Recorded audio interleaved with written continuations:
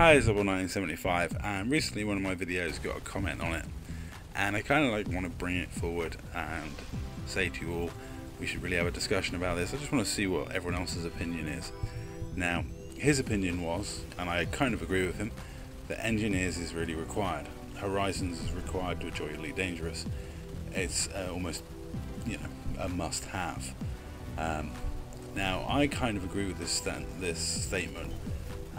Especially with the Engineers.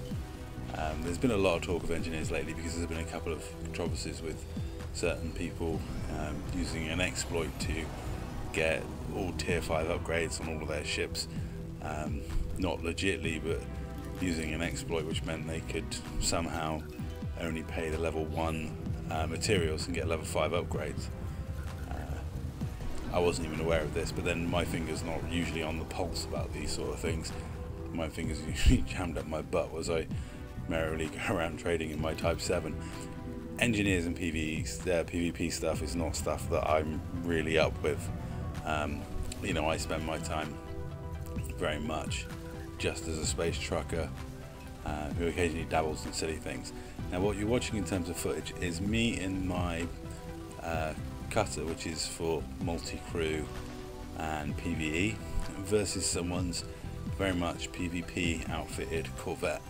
A member of the Dark Marauders asked me if I wanted to have a friendly PvP fight, and I said I only really have a Diamondback Scout as my PvP ship, and I knew he was a Corvette pilot, so he was like, don't you have a big ship like an Anaconda? And I do have a cutter, but it isn't really set up for that sort of thing. But I'd quite happily come over and have a fight, and I thought I'd use it as interesting footage for this because it highlights the gap between engineered and non-engineered. My cutter is in some ways slightly engineered, but nowhere near as engineered as this Corvette. And if my cutter being slightly engineered is getting this mollywopped, I mean, I'm not even feeling like I can dent his shields, apart from the ram which took a ring of shields off.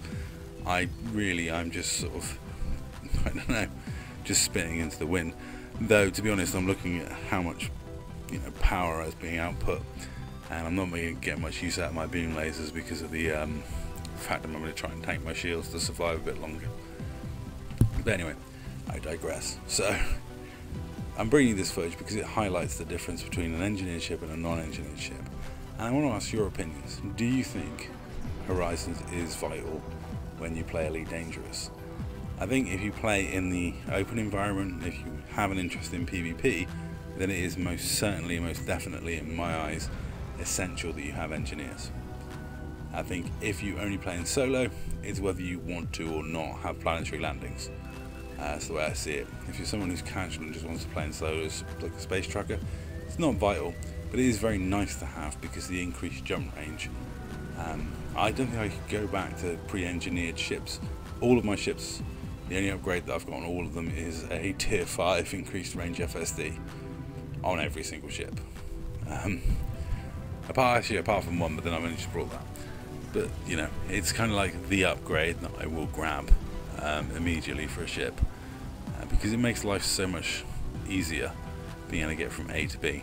And I fly Lakons, so I enjoy a luxury jump range on most of my ships. As you can see, I got totally mollywopped in this friendly PvP, which I expected because the guy I'm playing around fighting against here is a member of the Dark Marauders and an experienced PvP pilot, whereas I am a space trucking idiot who never does PvP.